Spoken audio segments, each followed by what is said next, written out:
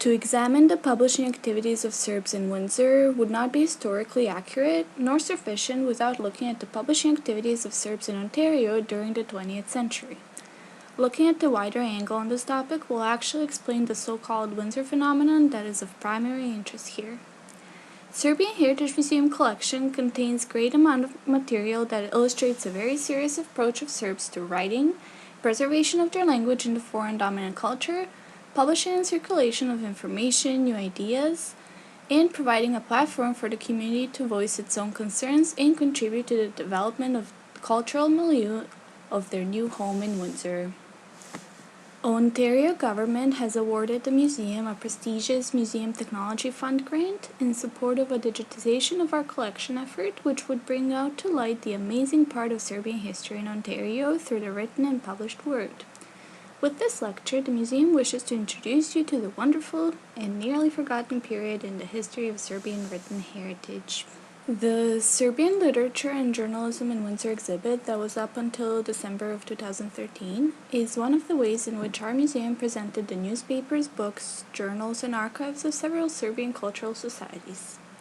These items speak of the written efforts of Windsor Serbs who published in the local Serbian newspaper and who published their books through the Serbian publishing house. These Serbs were able to preserve the history of this community and address all its concerns, their cultural fabric, their life, and aspirations. You can view the virtual tour of this exhibit on our website, but let us return to the topic of this lecture. Robert F. Harney, in his book Ethnic Press in Ontario, tells us that the Serbian press in Canada, with the exception of the Kanadski Glasnik, which was first published in July of 1916 in Welland and lasted for 1 year, no Serbian newspapers were in existence until the 1930s. There were various papers published outside of Canada which were distributed in Ontario, but with few contributions from Canadian Serbs. The first attempt at organized newspaper with a serious journalistic approach was the founding of the Canadian Herald in 1916.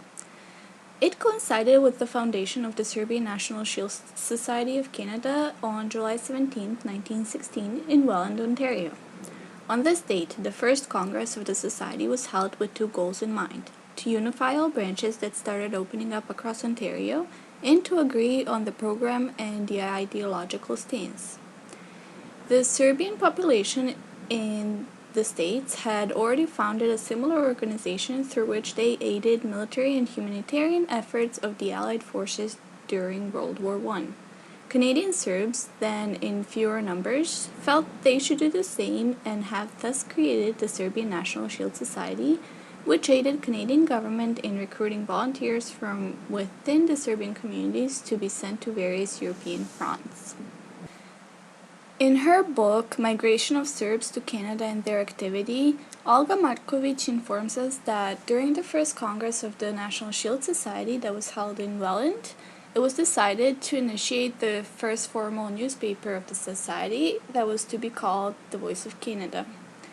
The initiator, Mr. Gaja Vasiljevic, contacted Mr. Mićun Pavićević, who was a Montenegrin diplomat living in the States at the time, and was able to convince Mr. Pavićević to come to Welland and to become the editor-in-chief of the newspaper. Mr. Pavićević accepted. At the same time, Mr. Vasiljevic was able to arrange with Mr. Spiro Hutalarević, who will become the owner and the publisher of this newspaper. The publication was weekly. It was very successful, and it brought very important news to the Serbs during the last 2 years of the war. As the World War I ended, the Shield Society became less active, and the newspaper had to close in 1918 due to financial difficulties. Its owner and publisher, Mr. Spiro Hutalarević, took a position at a Serbian military mission in Winnipeg, and several years later he became a clerk at the Royal Consulate of Yugoslavia in Montreal. The editor-in-chief, Mr. Mićun Pavićević, had returned to New York, and he had returned to writing. He published 5 books on Montenegrins, on his diplomatic experiences. Between 1918 and 1934, Serbs supplied themselves with the newspapers and various magazines and journals from victim of Yugoslavia through newsagents, libraries, and restaurants for the most part. American Srbobran and a variety of other Serbian publications from the States were coming in via mail to their subscribers. However, the regular newspapers that would exist in Canada and that would focus on voicing concerns of the community still did not occur until 1934.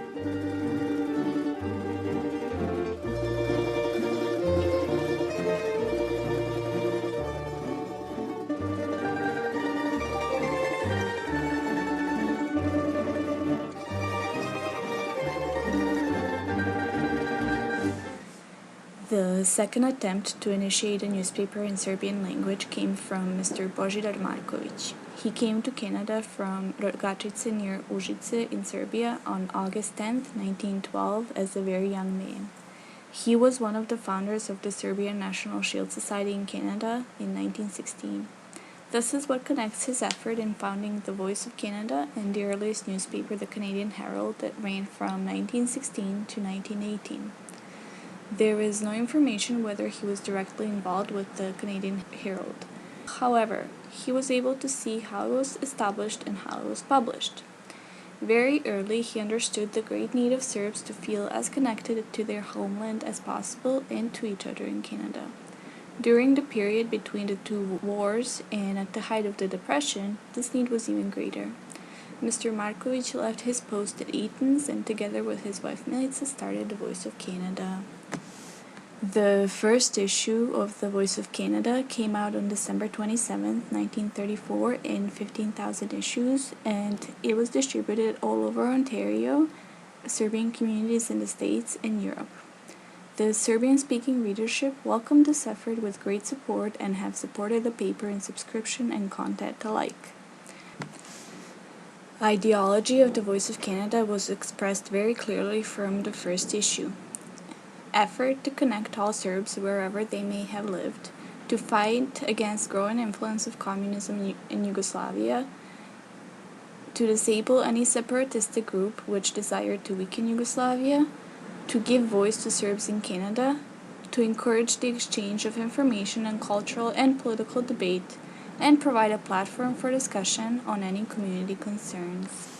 Since the very beginning, the Voice of Canada recruited the best Serbian pens from Canada, States, Europe, South Africa, and Australia. Its pages were filled with documents, community pages, social studies, scientific works, political articles, literature, and poetry. Starting in 1936, the Voice started printing Christmas issues with 40 to 70 pages. Many authors that wrote in Serbian were contributors to this newspaper. Some of them were Isidora Sekulić, Ratko Petrović, Nikolaj Velimirović, Konstantin Fotić, Živojin Knežević, Đoko Slijepčević, itd. In 1942, the Voice of Canada received a recognition from the Ministry of War Censorship as the best and most successful ethnic newspaper in a foreign language printed in Canada. Mr. Marković was proud as an owner and as a visionary to continue along the same path. During the World War II, the paper regularly informed public about the resistance movement of General Draža Mihailović against the occupying forces, to encourage the purchase of victory bonds and the collection of humanitarian and monetary aid that was sent to Serbs in occupied Yugoslavia. The Voice of Canada traveled in those packages of humanitarian aid and was reaching refugees and prisoners of war all over Europe, giving them hope and information. The Voice of Canada has supported the Serbian National Shield Society of Canada during its entire 10-year life, though this society was more passive in the period between the wars. It picked up its humanitarian and political activities at the onset of the World War II and used the paper as an announcement platform of all its organized events and humanitarian efforts. As the war neared its end, Serbian National Shield Society decided to absorb the Voice of Canada and make it its official newspaper. This process was gradual. On January 6, 1944, the Voice of Canada is changing the name into Voice of Canadian Serbs. On November 15, 1945, it becomes official newspaper of the Serbian National Shield Society. Serbian National Shield Society Chetnik Windsor branch was formed, and the Canadian Serbian National Shield Society bylaws applied. Mr. Petar Čuk, its president, and Mr. Petar Bulat, who was the president of the Shield Society, were instrumental in the decision for the Voice of Canada to be absorbed as official newspaper of the National Shield Society. And they were also instrumental in transferring it from Toronto to Windsor. On this slide, you see the documents that illustrate the purchase of Voice of Canada from Božidar Marković by Petar Bulat and Petar Čuk on behalf of the Serbian National Shield Society on August 17, 1946.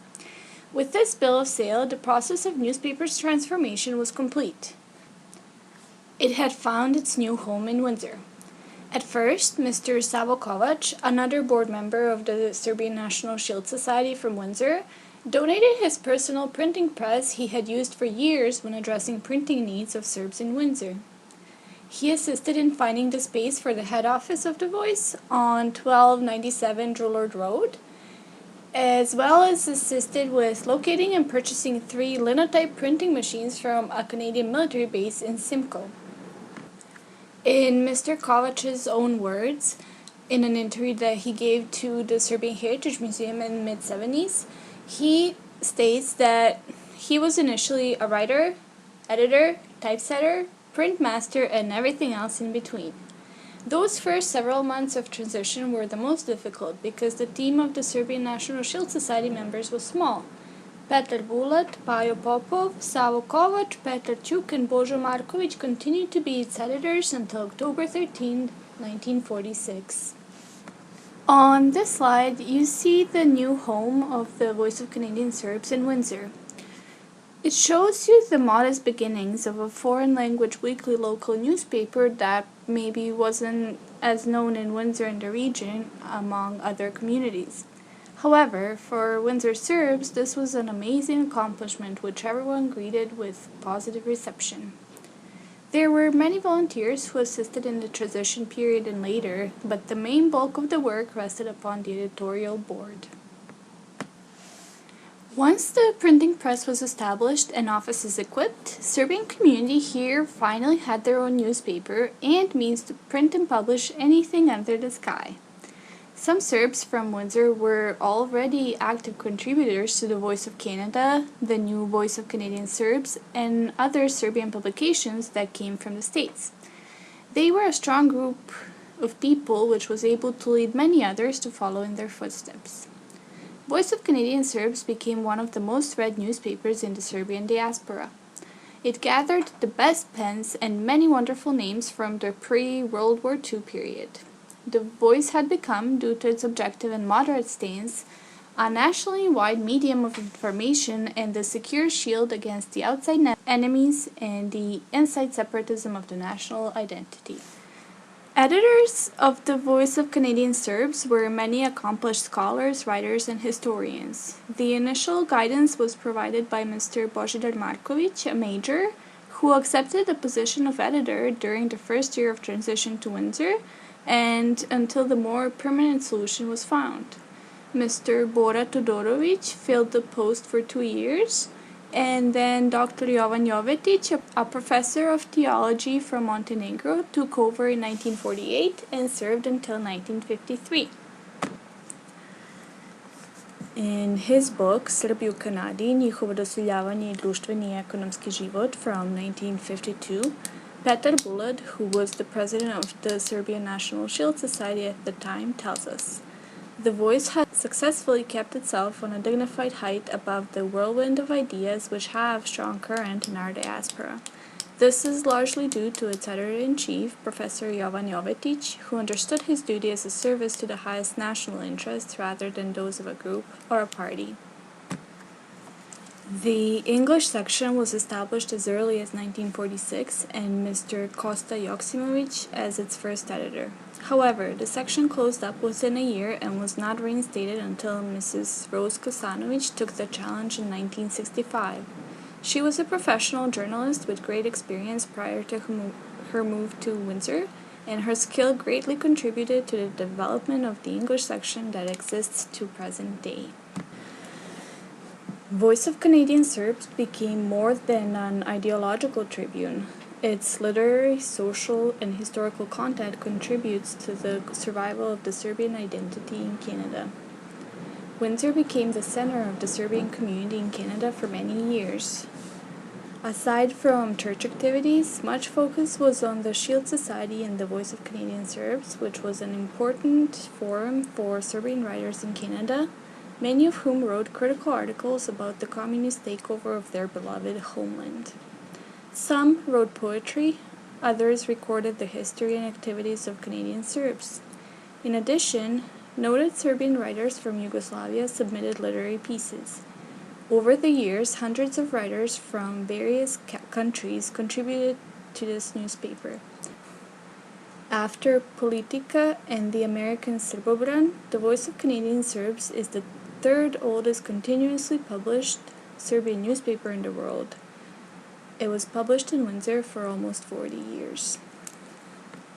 In this slide, you can see the interior of the printing press area of the head office of the Voice of Canadian Serbs and later of the Avala Printing and Publishing at 1297 Drillard Road in Windsor. These are metal typecasts used in the Voice of Canadian Serbs printing press, later Avala Printing and Publishing Company. At the Annual Congress in Montreal in 1954, the Serbian National Shield Society established the first Serbian publishing house in Canada named Avala, and its shareholders were all members of the Shield Society. Founders would be Pero Bulat, Paja Popov, Novak Vučelić, Đorđe Vujicić, Petar Ćuk, Božo Marković, Bane Jerić, and Marko Čelar. Other 185 shareholders were all members of the Shield Society and owned 1,040 shares, which ensured that the company had sufficient funds to start operating successfully. Administrators were Pero Bulat and Milorad Gaćeša. Secretary and typesetting, Seka Miletić, Jagoda Stevanov, and Dragan Maslovarić. Contributors and editors, Pero Bulat, Mr. Ostojić, Velimir Tošković, Olga Marković, Fedor Ajić. Avala was considered by the Serbian diaspora as the only publishing house in the free world. It was owned by the Serbian National Shield Society and was its subsidiary in Windsor, primarily taking care of the publishing and printing of the Voice of Canadian Serbs, and then concerned with the publication of many books as well. Pero Bulat, Petar Ćuk, and Paja Popov registered Avala Printing and Publishing as a company limited in February of 1957. The following year, they purchased a little building that housed the Voice of the Canadian Serbs, and they purchased the printing press the Voice used since 1945. With this, the process of the transition and the expansion was complete. The Serbian National Shield Society, the Voice as its official newspaper, and Avala Printing and Publishing became the focal point of all publishing activities of Serbs in Windsor and in the region. During its tenure, Avala published a large number of books by many noted Serbian authors such as Bishop Nikolaj Velimirović, Adam Pribićević, Radoje Knežević, Slobodan Jovanović, Bora Karapanđić, Olga Marković, and many more, among whom can be counted a few writers of other ethnic backgrounds. The names of those writers whose publications are in the museum's collection can be found in the program brochure. The pages of the Voice regularly carried lists of Avala's newly issued titles, the majority of which were softcover, including Jubilee and anniversary publications. Draga Dragašević, a vice president of the Serbian National Shield Society, tells us that, in total, Avala published a large repository of important diaspora titles, only some of which are still located in Windsor. Titles can be found in Library and Archives Canada, the Library of Congress, in private collections, and everywhere. So you can see, through the combined work of the Serbian National Shield Society, the Voice of Canadian Serbs, and Avala, the Printing and Publishing Company, the preservation of the printed word was happening in the print shop on Drillard Road. Thus, Windsor had the distinct honor of being the focal point for Serbian writers from many countries, mainly the States, England, Yugoslavia, South Africa, France, or wherever else Serbs had settled. The publishing activity of Serbs in Windsor really experienced its golden era during the 50s and 60s, when a large number of accomplished intellectuals dispersed throughout the world were attracted to the idea of publishing their political studies, social commentaries, historical accounts, and personal experiences in a now already renowned published house in Windsor. The 60s brought more written contributions by Serbian intellectuals around the world.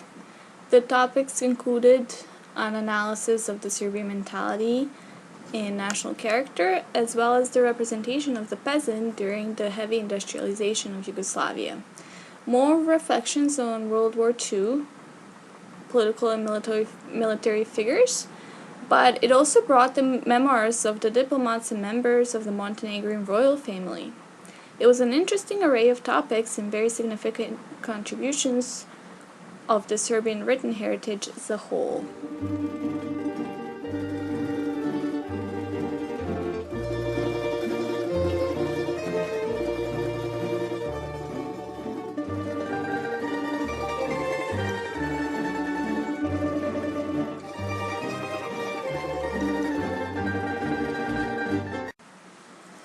Topics have slightly changed from the previous decades, and more poetry surfaces in the 70s and 80s. In this period, we have more anniversary books that were written and published by various cultural societies commemorating certain events in their own history. As far as the individual books are concerned, there are still authors who continue creating titles with political or historical topics as their answer to certain foreign influences over the history of Serbian people.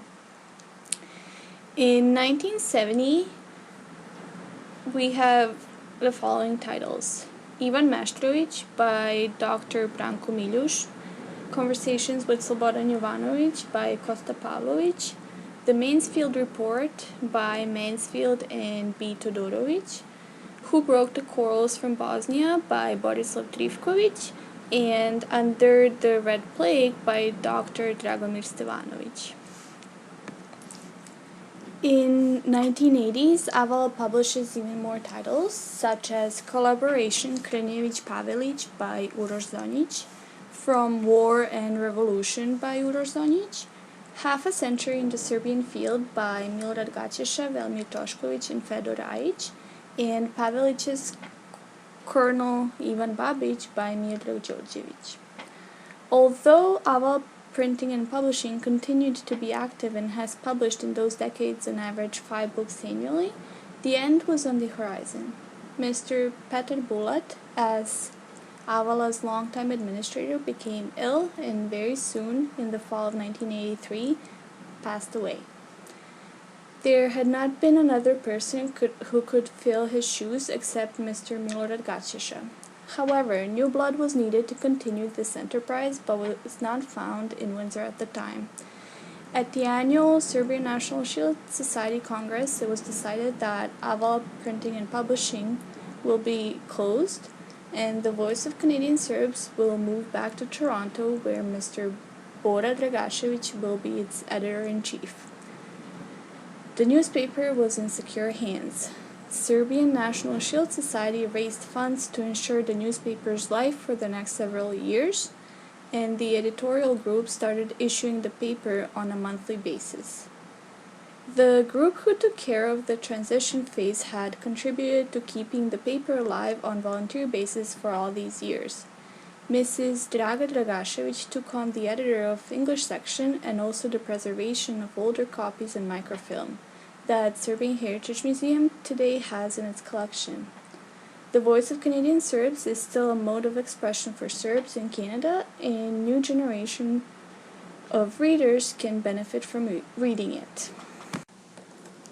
Mišić Printing and Perun Press were the other 2 printing houses in Windsor that were active from late 70s to late 90s. Mr. Miloš Mišić was an experienced printer who came from Serbia and decided to open up his own print shop. Though Avala still operated successfully at the time, the community was so numerous that he was able to accumulate quite a following. His work was of such quality that he did not have to advertise at all. Misic Printing was located at 640 Silver Road in the heart of Walkerville and was a family-operated business. During the time, as mentioned earlier, many cultural and religious organizations from within the community were printing their anniversary books and pamphlets at the Misic printing shop. He welcomed few Serbian writers who published their own work to be printed there. Uroš Zonjić, Branko Malešević, Branko Memerović, Dr. Jovan Jovetić и Radislav Grujičić. When Mr. Misic passed away in 1994, his family closed the print shop. Another print shop sprang up to life that was owned by Mr. Petar Kovačević that was called Perun Press. Their shop was located somewhere on Tecumseh Road. His business focus was on printing a variety of material, but several organizations from the Serbian community printed their anniversary books at Perun Press. And some of the most significant writers, such as Richard L. Feldman, who wrote Mihailović and I, and George Gavrić, who wrote Over Many Rivers. Reflecting back on the golden age of writing and publishing in Windsor might inspire new authors to start contributing to the voice of Canadian Serbs.